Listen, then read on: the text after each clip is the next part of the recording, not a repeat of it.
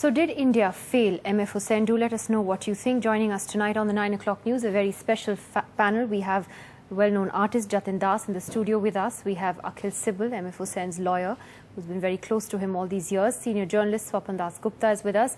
Congress spokesperson Jayanti Natarajan joins us from Delhi, and from Mumbai we're joined by media personality Pritish Nandi. Mr. Das, to you first. Tonight we're hearing that the government is saying it's ready to help Mr. Hussain's family if it wants to bury him here in India. Does that seem a little bittersweet to you? Well, as a matter of fact, I telephoned the Principal Secretary to the Prime Minister today, and I said, because I have been listening to television program regarding Hussain, and everybody is talking about his award, holding an exhibition. I think, frankly, I must say that in our society, other than politics, cinema and cricket, we have no place for art and culture. Let's face this. That's where it stops. And yet it drew those reactions that it did. You know, it's not just about Hussain. It's about Biren Dey recently died. Devi Prasad was a great potter who died. And many artists were dead. Mallikarjun Mansur and many other musicians, say Bhimsen Joshi. The country, if you talk to the 99% of the educated people, they're not connected to art and culture. It's not a way of life. So let's face this point. And secondly, I have been witness to this vandalism.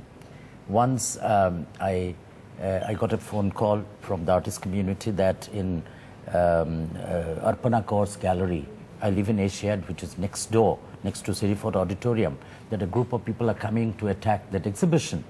So I went rushing. So I said, Bhai Sahab, aise kyun bol rahe ho? Very gently. They chased me with lathis, and I had to rush and get into a building. This is at 3 o'clock in the afternoon. Now this is one.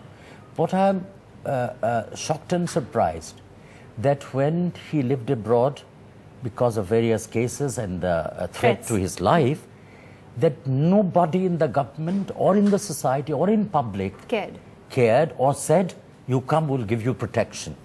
And I will not name, but I talked to a senior minister. I said, why don't you? But Jatin Bhai, he's most welcome to come. That's not the way. Give protection to a person, number one. Now, he has talked to me. Last time I was in London and in Dubai, he said, yaar, bahut din hua chai nahi piye saath mein. You know? And it's very painful. We used to go to Nizami, Nizamuddin West, and we used to have kebab, etc. So, why did he take up the nationality of another country, etc., is another issue. He might have been, you know, the princely family asked him to do paint, etc. That's another issue. Sure. That's another issue. But I had requested Mr. Nair today to talk to the PM that please bring the body here and let the country and the government pay homage to the artist. Okay, so you think that is the least that the government can do now. But Akhil, right. Do you find that ironic? You've fought his cases all these years. You find it ironic now that now the government says, okay, we'll reach out and try and help you. Look, I don't want to, on a day like this, strike a combative note. I think it's a day to grieve. I think it's a day to reach out to his loved ones. And I think it's a day to remember the good. Remember his works of art. Celebrate the life that he did live, which he lived to the fullest. I don't think we should be too myopic. The canvas of his life spanned 100 years virtually. He saw the world change and age, and through it all, he remained incredibly youthful. I think those are the things that we ought to remember.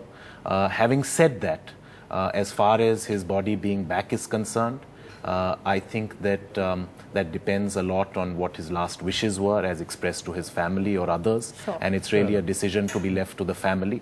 But I do want to say one thing, which is that I've heard today a couple of statements from the government which seek to attack to some extent communal forces which they say drove him out of the country.